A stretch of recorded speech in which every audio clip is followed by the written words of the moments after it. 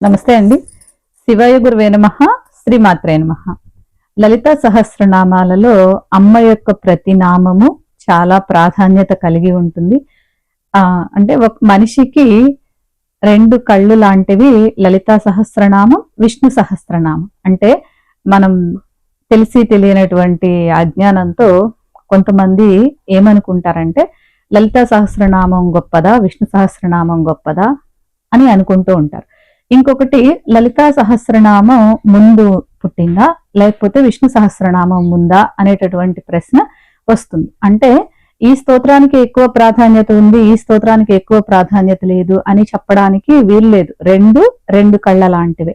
కానీ ఈ ప్రశ్న మనకి ఉదయించినప్పుడు, అంటే కొంతమందికి ఈ ప్రశ్న వచ్చింది కాబట్టి దానికి వివరణ చక్కగా మన లలితా రహస్యనామ సహస్ర స్తోత్రంలోనే మనకు ఒక నామంలో చక్కగా తెలియచేశారు.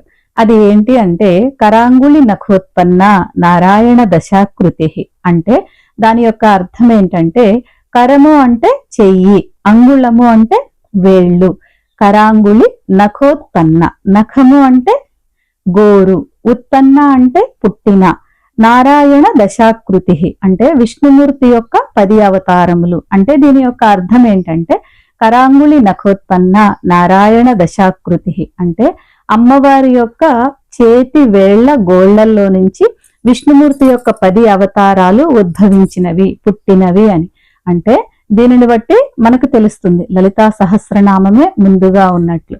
కనుక అంటే అమ్మ నామాలను, అమ్మ యొక్క ప్రతి శ్లోకాన్ని మనం చదవాలన్నా వినాలన్నా చాలా పూర్వజన్మ పుణ్యం మనం చేసుకుని ఉండాలి.